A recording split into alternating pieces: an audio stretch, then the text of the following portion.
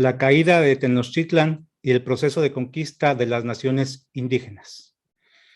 Una conferencia que dedico a la memoria de mi padre Víctor Santos Morales, quien falleció este 13 de agosto de 2021, fecha funeral del mundo prehispánico, como lo decía Carlos Pellicer.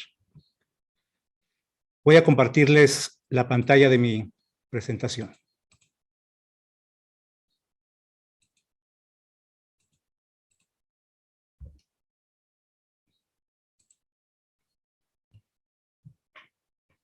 La caída de Tenochtitlan en 1521, el altépetl principal del reino confederado de los mexicas a manos de soldados españoles y aliados indígenas, determinó el final del mundo que hoy reconocemos como prehispánico, así como el inicio de la historia colonial y novohispana a partir de acontecimientos violentos, trágicos, injustos para los vencidos, justificados por las leyes, la moral y la religión de los vencedores. Hechos irreconciliables sobre los cuales se construyó la historia de México y que hoy en día, justo cuando se cumplen 500 años de aquellos acontecimientos, es pertinente volver a revisar como no se hizo o no se quiso hacer en épocas pasadas. Empezando por el título que lleva esta historia desde hace por lo menos 2 siglos. La conquista de México, creación atribuida a los historiadores del siglo XIX y reproducida en todos los libros de texto de historia durante la mayor parte del siglo XX. Un título que no solo es incorrecto porque la conquista no se realizó sobre un territorio llamado México, sino es tendencioso porque actualiza un presunto hecho de dominación sobre nuestro actual país. Una premisa falsa, ya que, siguiendo la misma idea y aplicando un poco de rigor científico, el título correcto sería La conquista de la Nueva España, como lo veremos más adelante. La conquista fue real, existió, es incuestionable, como lo ha sostenido Luis Barjau ante quienes desean otra explicación de la historia. Pero no fue sobre toda la población indígena en un solo momento. Fueron varias las guerras de conquista. La más importante, definitivamente, fue sobre la Triple Alianza. Los Altepeme, o naciones confederadas con los mexicas, el imperio inequívoco que se ha querido configurar a la manera de Occidente, conformado por un territorio que comprendía el centro de México y se extendía hacia partes de Veracruz, Morelos y Guerrero. La conquista tampoco fue el mérito de 4 centenares de españoles, el número de soldados que a lo mucho participó en cada batalla, sino de miles de indígenas, lo cual es una conclusión que parece bastante obvia hoy en día, pero no fue considerada por quienes escribieron esta historia en los siglos XIX y XX. Para ellos, lo verosímil fue apegarse a los documentos como las cartas de relación que escribió Hernán Cortés al rey de España y la historia escrita por Bernal Díaz del Castillo. A partir, sobre todo, de estos 2 documentos, considerados por estos historiadores como los más cercanos a los hechos reales, se construyó una narración sobre la conquista que se mantuvo como única e incuestionable. La historia de la conquista ha sido interpretada, enaltecida, romantizada, pero pocas veces cuestionada, sin la menor intención de revisar o contrastar los hechos en que se basa, sino de acuerdo a la conveniencia de cada época, bajo sesgos ideológicos y políticos, ya sea para fortalecer la idea de integración nacional, la justificación del mestizaje, la reconciliación cultural, el encuentro de 2 mundos, o como se emplea en la actualidad, para revertir la idea de conquista, reivindicar las luchas del pasado y mantener vigentes las actuales como una resistencia indígena. Lo cierto es que la idea de conquista ha servido para justificar la visión colonialista del imperio español en un primer momento y la visión nacionalista del Estado mexicano en el segundo. Nadie escapa a su tiempo, dice un viejo proverbio, mientras otro dice, la verdad siempre saldrá a la luz. Los alquimistas insistirían bajo el fuego del crisol. Así es como algunos pretendemos no llegar a conocer toda la verdad de esta historia, ya que eso no es posible. Pero sí poner las cosas en su lugar, aclararlas, ordenarlas bajo un pensamiento crítico y a través de investigaciones casi forenses, arqueológicas, en el que se confronten las fuentes entre sí y con los datos reales. Cuestionar la veracidad de los testimonios, escritos casi siempre bajo presiones e intereses políticos, juicios morales o religiosos. Algunos como parte de procesos judiciales o fueron escritos mucho tiempo después, recreando y endulcorando los hechos con eufemismos. Para obtener un poco de veracidad es necesario desmitificar irrealidades, desmentir falsedades, hacer a un lado las fábulas, las apariciones milagrosas y otras hipérboles que abundan en las crónicas. La discusión está abierta. Corresponde el aportar argumentos con pruebas fehacientes que ayuden a comprender estos acontecimientos. A quienes están y han estado involucrados con el estudio de este periodo, como es mi caso, al colaborar durante varios años en la arqueología histórica de la Ciudad de México, descubriendo la extensión del patio del templo de Tezcatlipoca por debajo del inmueble de lo que fue la casa de la primera imprenta en América. Impresión primera de un hallazgo arqueológico que definió el interés que por influencia paterna ya tenía hacia los mexicas. Explico esto porque tal vez es cuestionable que desde las provincias del septentrión alguien se atreva a hablar sobre temas que han sido exclusivos en la Ciudad de México. La presente narración forma parte de aquellas preguntas que no encontraron respuesta en una historia que desde entonces me parecía inverosímil en muchos aspectos y tendenciosa al defender la postura y hazañas de los vencedores, mientras enmudecía, condenaba y vilipendiaba a lo indígena. Pero además justificaba hechos atroces que hoy en día tienen nombre, como son el exterminio y el genocidio. Por fortuna, no fui el único. Hoy en día son varios los historiadores que parten de estas consideraciones. Quisiera decir lo mismo de los arqueólogos. El aporte que presento es una hilación de los últimos trabajos publicados y otros no tan recientes, con una perspectiva arqueológica sobre la narrativa histórica que en los últimos años investigadores de diversas disciplinas han estado construyendo. Así, iniciamos con los famosos conquistadores españoles que siguieron a Hernán Cortés desde Cuba, quienes, según los datos aportados por Pedro Salmerón, tenían un promedio de edad de 30 años. La mayoría eran extremeños, por lo tanto, no eran altos y rubios, sino de altura mediana y morenos. Eran labriegos, sin dinero y uno que otro hidalgo sin apellido importante. Tampoco eran soldados profesionales pagados por la corona.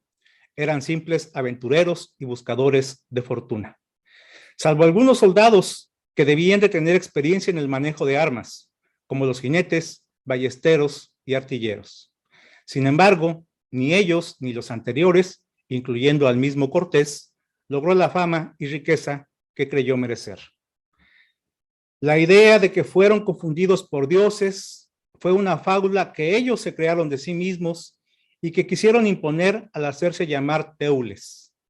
De igual forma, el que Moctezuma haya asociado su arribo con el regreso de Quetzalcóatl fue una invención difundida por lo menos 10 años después del contacto español, como lo ha señalado recientemente Camila Townsend.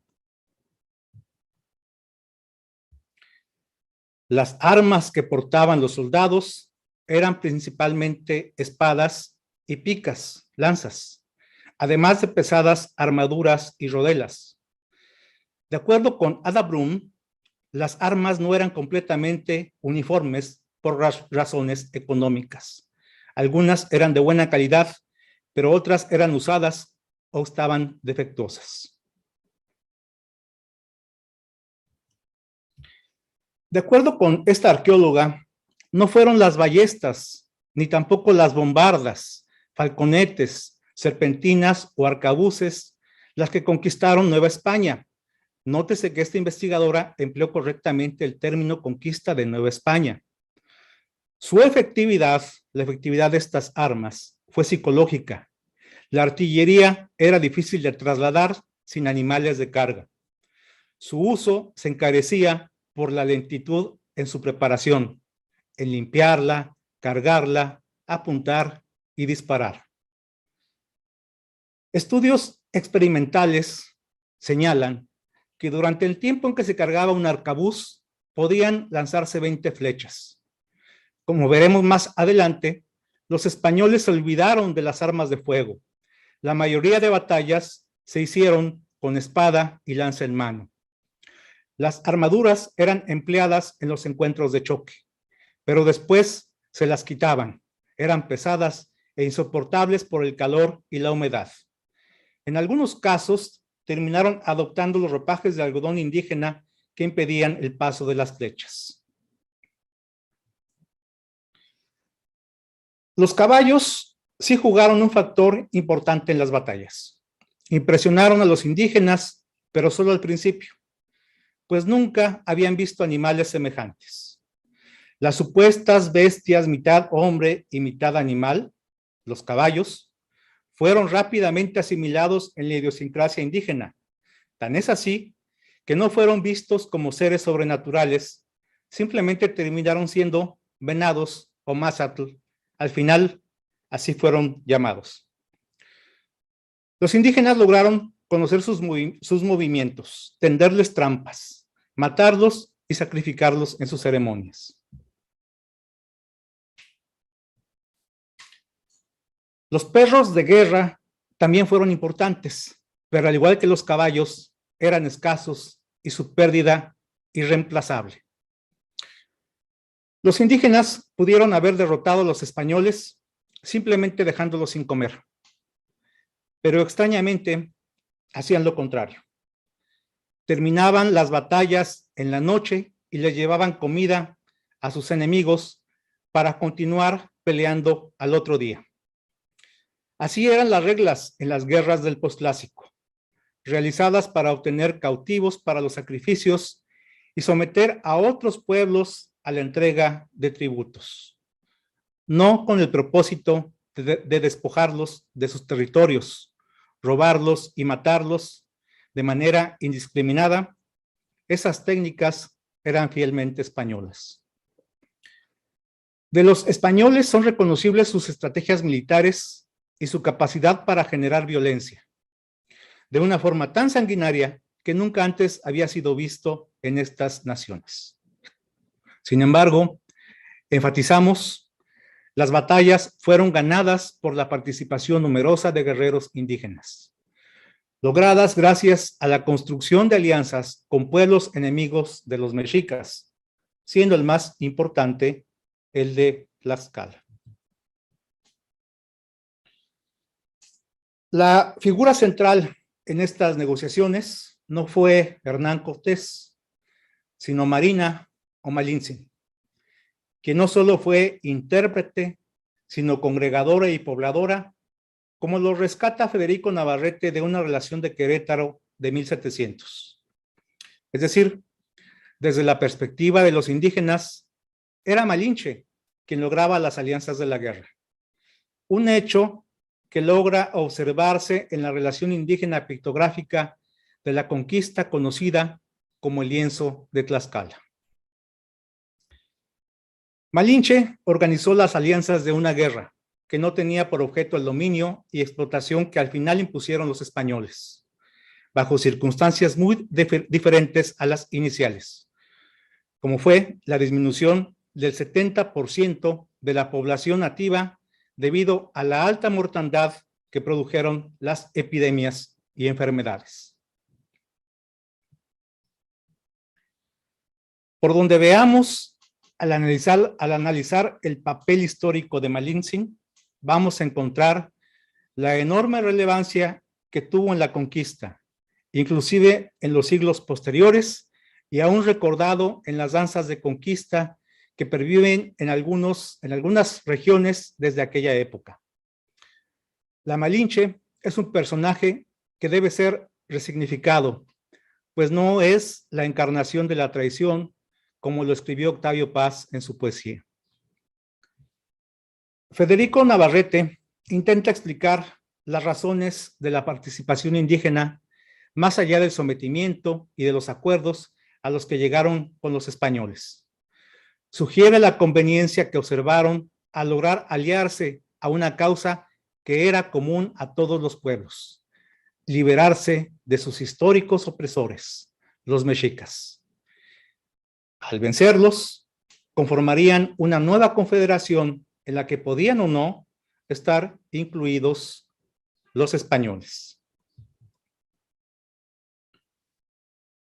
Por lo tanto, fue una guerra mesoamericana, hablada en lenguas indígenas, no en español, siendo Malinche el enclave para su consumación.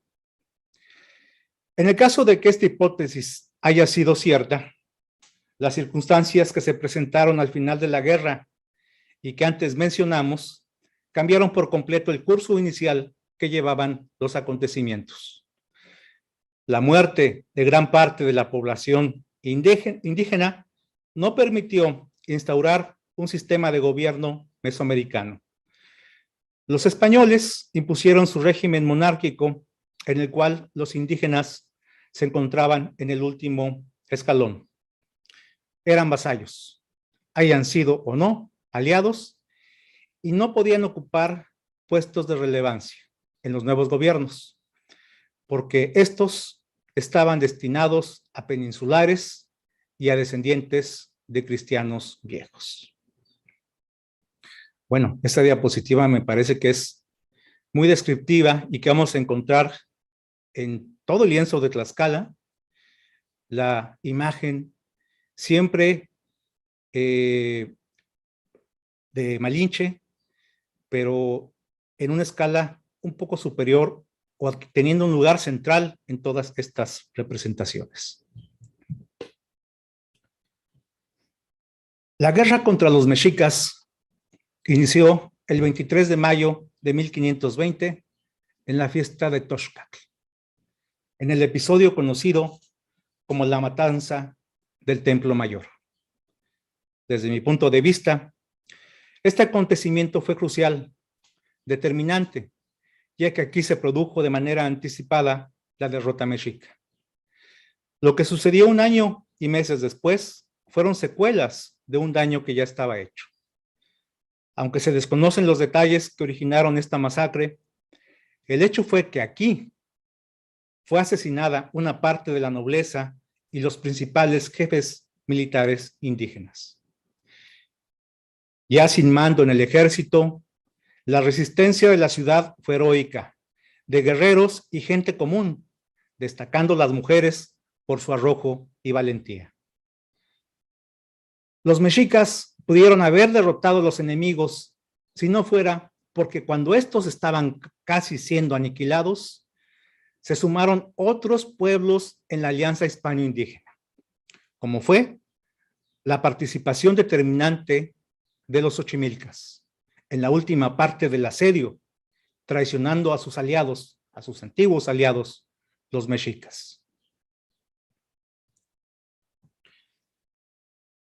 Los famosos bergantines con los cuales fue posible la toma de la ciudad, bueno, así lo dice la historia, no pudieron haber sido los simpáticos barquitos de guerra que ilustran este episodio de la historia en los códices de la conquista, ya que debido a las carencias en cuanto a herramientas, materia prima y tecnología, así como la premura con la que fueron construidos, eran navíos pequeños y de poco calado.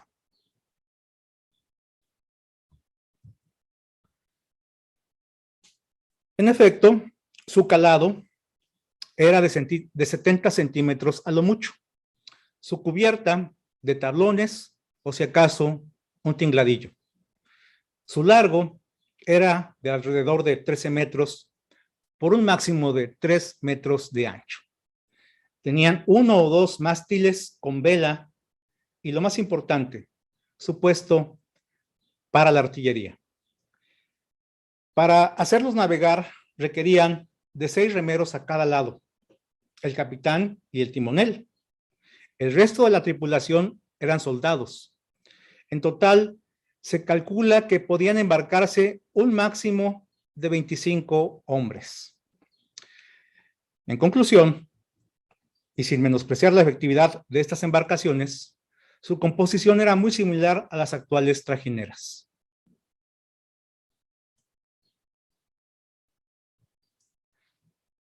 Tenochtitlan. La ciudad no aparece con este nombre en las crónicas, al menos durante los primeros 10 años en que sería conocida como Temextitan o Temestitan. Posteriormente, el nombre sufriría variaciones escriturales y pasaría a llamarse Tenochtitlan o Tenochtitlan, pero Temextitan aparece en los escritos de Cortés hasta el año de 1532, cuando este mismo personaje lo dejó de usar, ya que al inicio de esta década el nombre de la ciudad fue sustituido por el de México y consignado así en las actas de Cabildo de 1531. Nunca fue utilizado el nombre de México Tenochtitlán. Esa es una invención relativamente reciente. México es un nombre impuesto, concluye Felipe Echenique, quien hizo estas revelaciones en su trabajo reciente. Tenochtitlan no fue tomada sin antes haber sido destruida. Solo así se explica el por qué fue abandonada por la resistencia mexica, para enseguida replegarse, defender el último bastión que les quedaba en Tlatelolco y caer definitivamente el 13 de agosto de 1521. En la lámina que están viendo ustedes se aprecia una de las batallas. Destaca el armamento que hemos dicho que se utilizó, un riflero, un artillero, y en el medio del canal, un caballo ahogándose. Durante el tiempo en que duró el asedio, no dejaron de llegar embarcaciones españoles a las costas de Veracruz. La invasión extranjera era inminente. Llegaron más españoles, pero en su lugar pudieron haber arribado portugueses o ingleses. Después de la caída de Tenochtitlan, las incursiones continuarían hacia el sur y norte.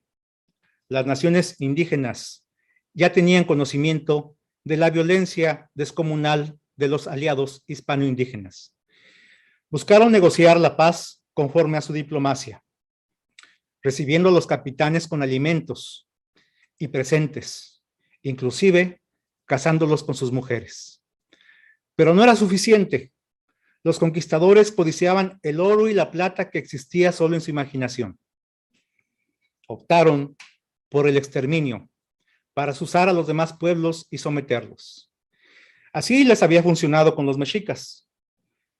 Con esta estrategia lograron controlar los pueblos del Golfo, Occidente y el Pacífico. Pero no inmediatamente. No fue fácil controlar a los mayas rebeldes de Yucatán, mucho menos a los feroces chichimecas del norte. Estos últimos, sosegados en la llamada Guerra del Mixtón en 1541. Esta batalla puso fin al periodo de conquista del territorio que se llamaba Nueva España, no México, y en la que murió el culpable de la matanza de la fiesta de Toxcatl en Templo Mayor y con la cual comenzó esta infortunada guerra, el desventurado Pedro de Alvarado. Años antes, en 1527, desembarcaba en Veracruz Nuño Beltrán de Guzmán, protegido del rey, enviado como gobernador del Pánuco, entre otras cosas, para zanjar las ambiciones de Hernán Cortés en aquella región del Golfo. A finales de este año, Nuño fue nombrado también presidente de la primera audiencia de la Nueva España, órgano de gobierno creado para retirarle de facto el cargo de gobernador que sus huestes le habían dado a Cortés. De esta manera, Nuño se convirtió en la primera autoridad de la Nueva España, mientras que Cortés partía a España en 1528 a rendir cuentas sobre las acusaciones que tenía en su contra y de las cuales más tarde fue exonerado. La primera audiencia fue disuelta tras las pugnas que Nuño sostuvo con el obispo Zumárraga, quien acusó a este de cometer excesos, llevar una vida de lujo y lujuria. La corona decidió reemplazar a todos los miembros de la audiencia y regresar a Cortés a la Nueva España, ahora Marqués del Valle de Oaxaca, con el cargo de capitán general, un título honorífico, pues la corona tuvo mucho cuidado en no otorgarle ningún cargo de funcionario, pues como capitán, y ya destituido Nuño, tenía la suficiente autoridad como para someterlo. Cuando se enteró Nuño Beltrán del regreso de Hernán Cortés, este se apresuró y decidió adelantarse y organizar una expedición hacia el territorio noroeste aún sin explorar.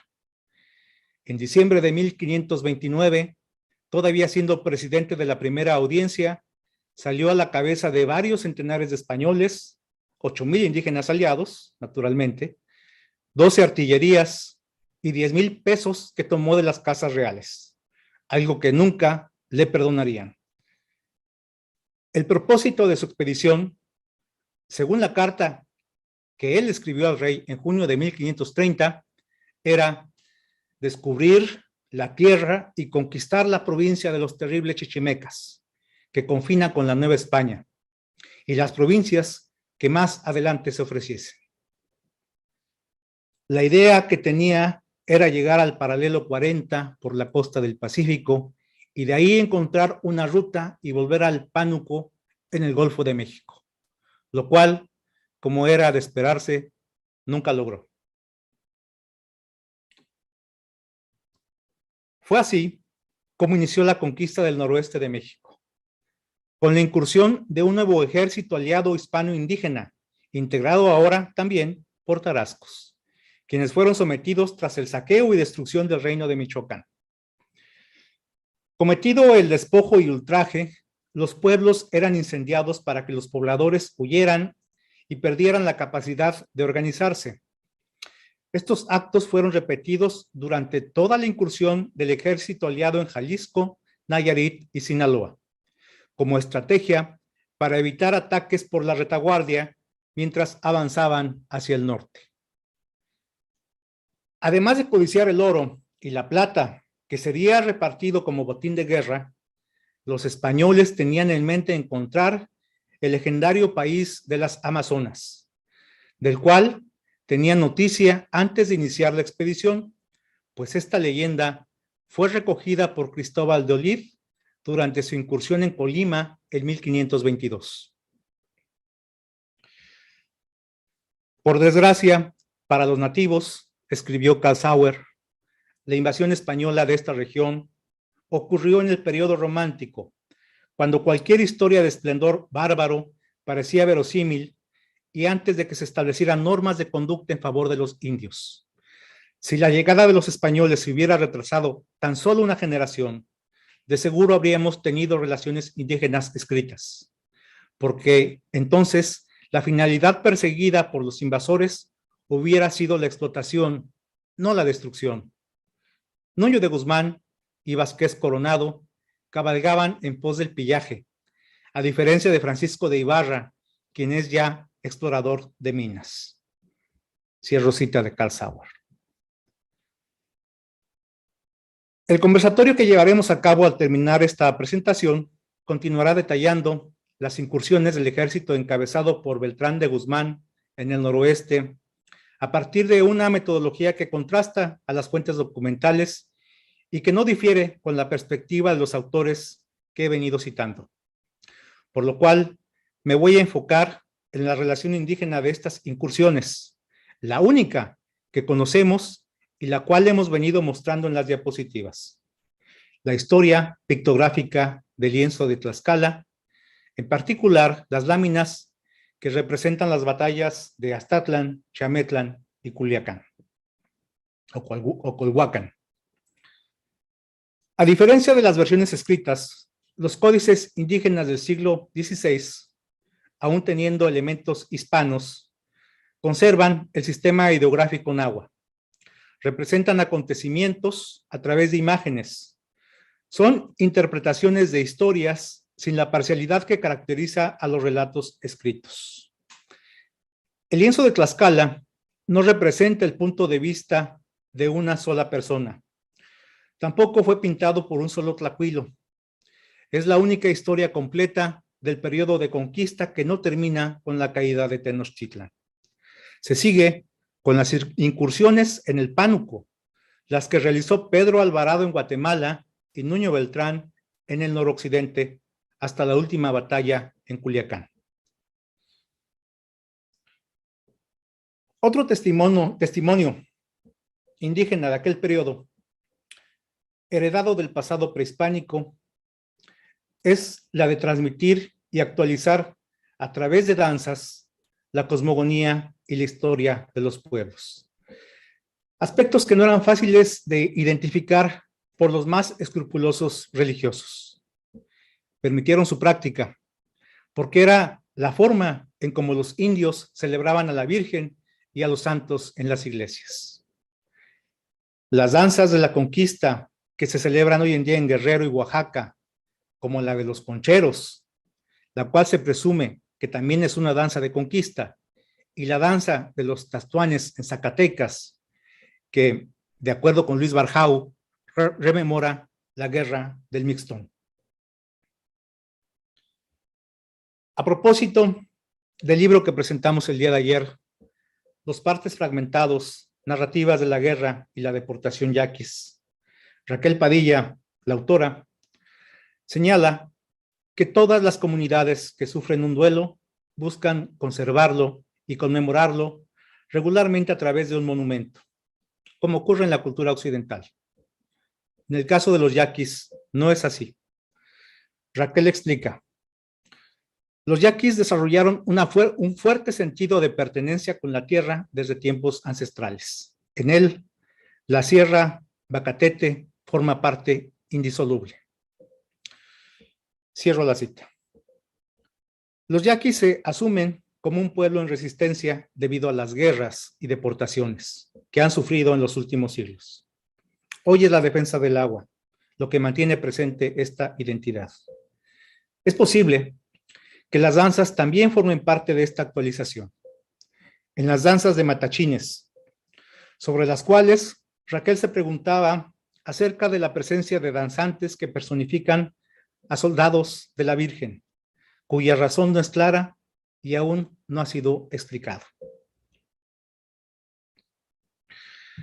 Regresando al lienzo de Tlaxcala. En la lámina 66 se encuentra representada la batalla y toma de Aztatlán. La localidad está representada por su altépetl y el ave que identifica a su topónimo náhuatl. Agrupados en las faldas del cerro, con macanas, rodelas y lanzando flechas, los aztlatanenses defienden su altépetl, pero son derrotados, como lo indican los cuerpos que yacen en el suelo desmembrados. Frente a ellos, en una escala ligeramente mayor, los conquistadores aliados, representados en el momento de choque. En primer plano, los jinetes al frente de la batalla.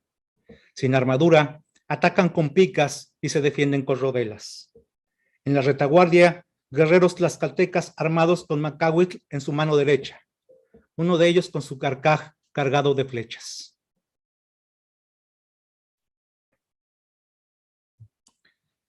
En la lámina 67 Un plantío de chías en la cima del Altepetl nos revela el topónimo náhuatl de Chiametlán. Al igual que en la lámina anterior, los chametlenses en posición de acecho.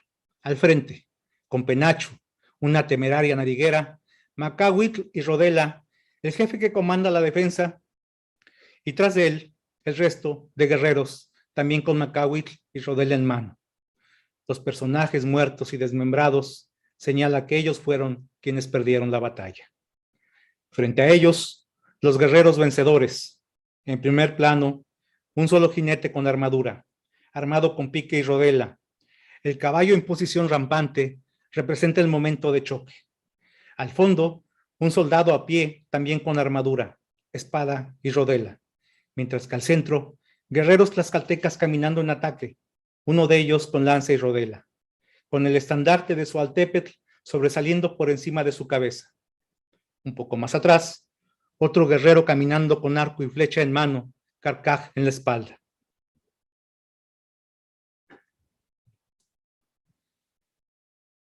La última lámina es la 71.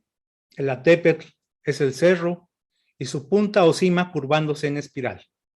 A diferencia de los topónimos anteriores, este evoca un antiguo lugar mítico, el Colhuacan, Teocolhuacan. Un numeroso ejército de guerreros colhuas espera agrupado con macanas y rodelas a los invasores.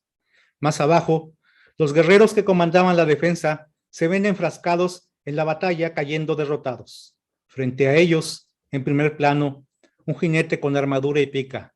El caballo rampante pasa por debajo de un cuerpo desmembrado. Destacan los guerreros tlaxcaltecas, el primero al frente portando espada y rodela con el estandarte de su Altepetl por encima de su cabeza. Es el mismo estandarte que vimos en la lámina de Chiametlán. El segundo tlaxcalteca, con espada y rodela, también porta el estandarte de su Altepetl. En este caso, sí lo identificamos. Es el del pueblo tlaxcalteca de Ocotelulco.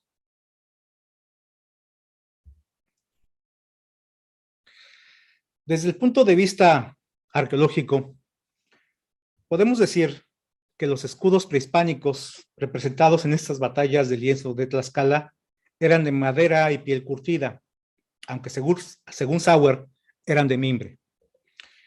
Llama la atención que en las batallas de esta región los guerreros estén armados con macahuitl, lo cual es incierto, pues el material más importante de estas armas es la obsidiana, cuyo hallazgo arqueológico en la región es escaso.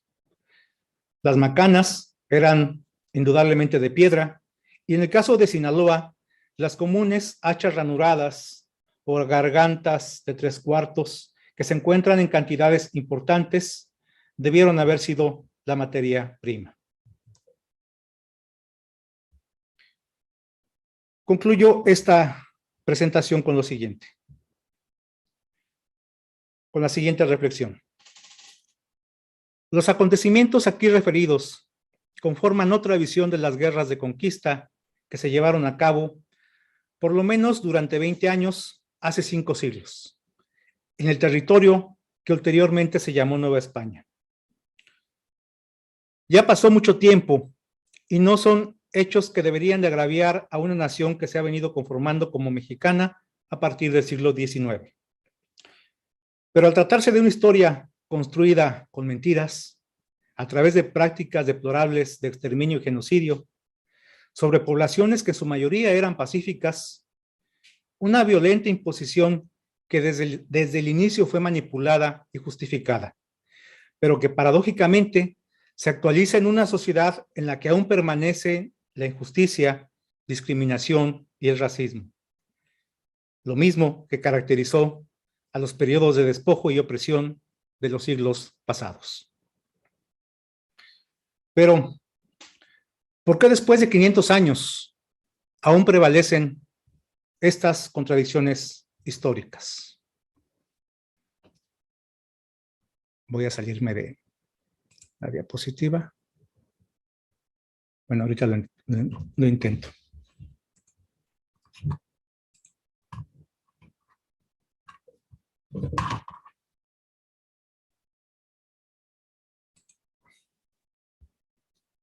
Listo. ¿Por qué después de 500 años aún prevalecen estas contradicciones históricas? ¿Y por qué en países como España, por ejemplo, no existe un arraigo hacia los celtas y demás pueblos prerrománicos que antecedieron a los actuales? La respuesta, a mi parecer, parecería simple, pero es muy profunda. La cultura trasciende la historia. Ese es el caso mexicano. Muchas gracias por su atención. Instituto Nacional de Antropología e Historia. Secretaría de Cultura. Gobierno de México.